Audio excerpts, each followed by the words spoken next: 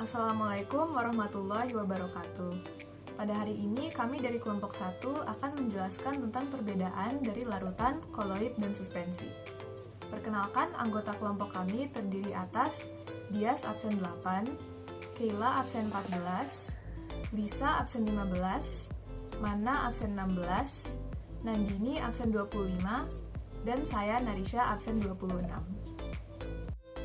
Dalam percobaan ini, alat dan bahan yang diperlukan yaitu pengaduk, gelas ukur, gelas, senter, susu, gula, kopi bubuk, saringan, dan tisu minyak. Tuang 100 ml air ke dalam gelas.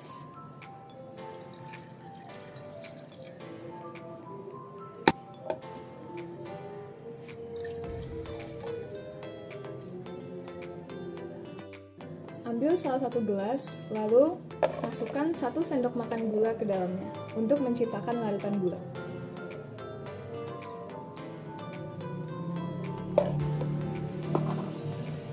Lalu diaduk.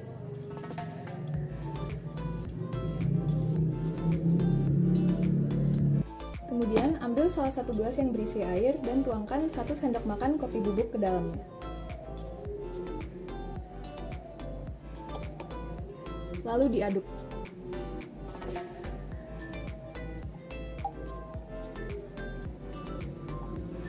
Kemudian tuangkan 100 ml susu ke dalam gelas yang ketiga.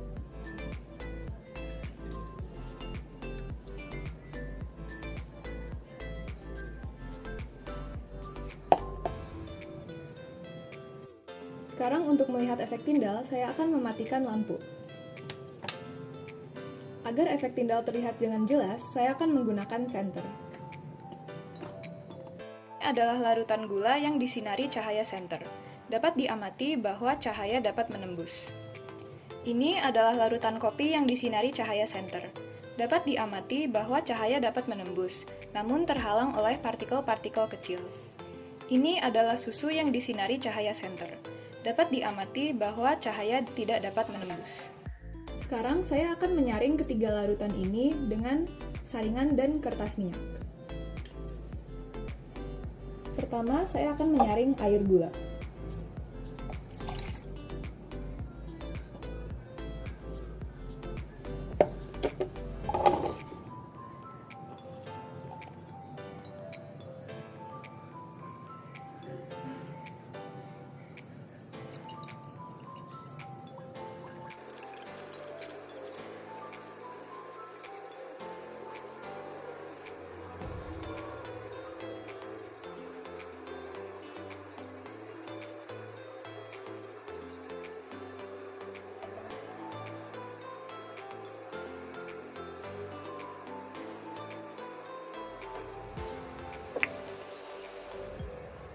Hasilnya adalah tidak ditemukan apapun pada saringan.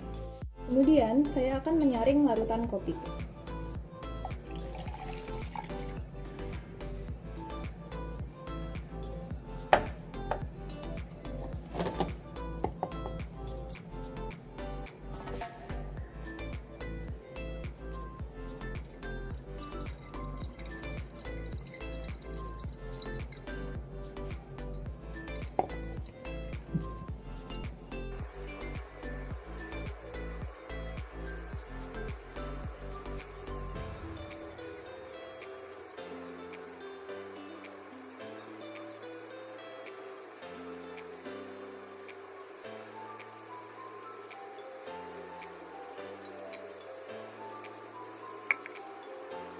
Hasilnya adalah terdapat endapan kopi bubuk. Kemudian saya akan menyaring susu.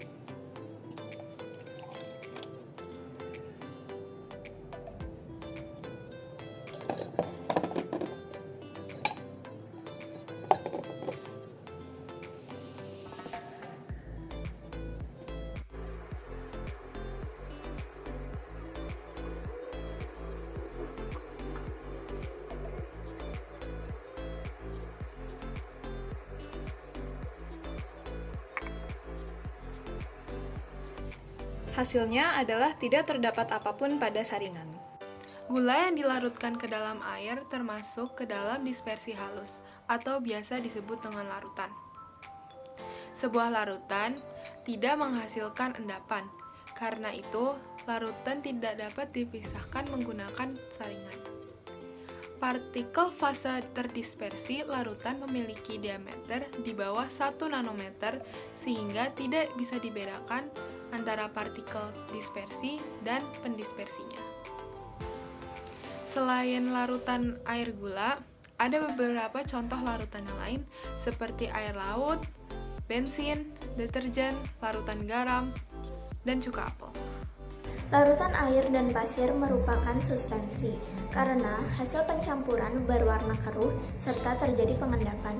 Melalui video terlihat jelas batas antara fase terdispersi atau zat pelarut dengan medium pendispersi atau zat terlarut. Contoh dari suspensi diantaranya adalah campuran air dan pasir, campuran air dan kopi, campuran air dan minyak, campuran air dan tepung, serta air sungai yang keruh. Yang selanjutnya adalah koloid.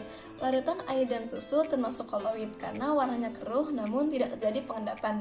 Bila dilihat secara makroskopis, koloid akan terlihat homogen, namun secara mikroskopis akan terlihat heterogen.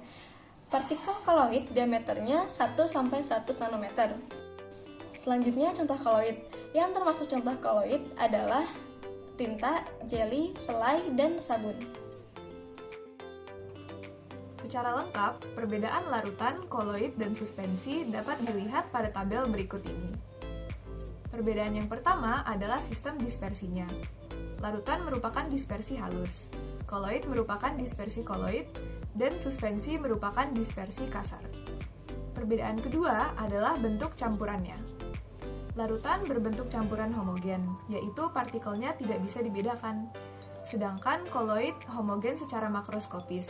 Tetapi, jika dilihat secara mikroskopis, partikelnya heterogen, atau bisa terlihat partikelnya yang berbeda-beda.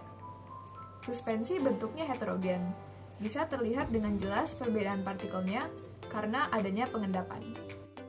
Ketiga, ukuran partikel larutan memiliki diameter kurang dari 1 mm, sedangkan koloid memiliki diameter antara 1 hingga 100 mm, dan suspensi memiliki diameter lebih dari 100 mm.